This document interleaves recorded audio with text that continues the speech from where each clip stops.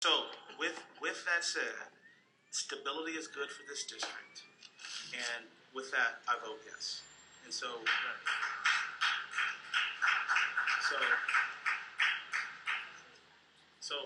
the motion carries 5-2. That moves us out of the discussion item. Dr. Murphy, do you have anything you want to say? Okay, Mr. Chairman. First, I want to thank the board members who expressed support and this extending of my contract this evening. It's been my pleasure to serve this district for many years. During that time, we've accomplished, I believe, a great deal, many great things, and I know that our work is not yet finished. I know that we have not solved all of the problems, but I believe that we're on the right track, and that together we can continue to build upon the solid foundation that we have, and that we can make a difference for each and every child in this district. I appreciate the opportunity. I wondered how I wanted to talk about this. I appreciate the opportunity to continue providing public service to District 65 and Evanston in the role of the superintendent of schools. It's always been my ambition to better equip children to create better futures for themselves. I spent years preparing for this role.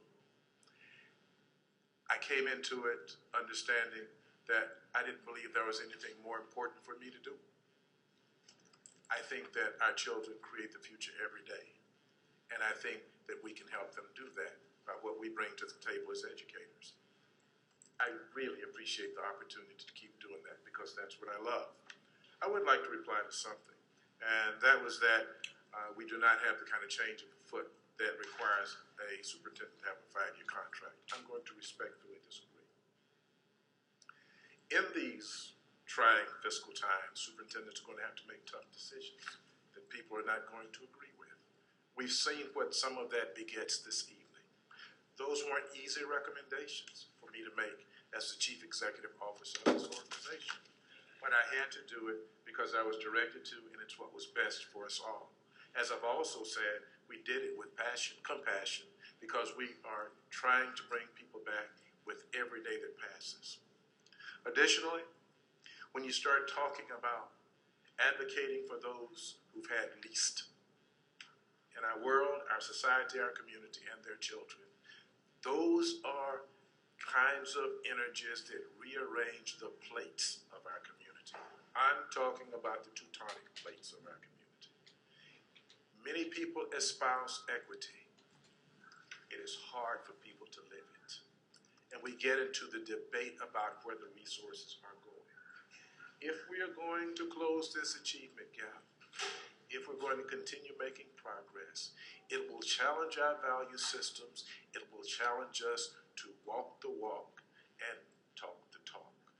The children out there will require that the status quo change. And history has shown us that this is dangerous enterprise. It costs a lot to change the status quo. A job is the least of those things. We've lived through those times. We face nothing less important than those things that changed our world and changed our community. And we're having to do it one child at a time. And when those children were there talking about how proud they were to be who they are, that is the leverage that's going to change our world. We're going to have to operationalize high expectations so that when people see children walking down the hall, what they see is excellence that's not determined by skin color. That's the objective of this district that is the lighthouse district in a community that embraces diversity. Excellence in education for all. I think we're on the road. I don't think it's going to be easy to complete that journey, and I appreciate the opportunity to keep going along that pathway. Thank you very much to this board.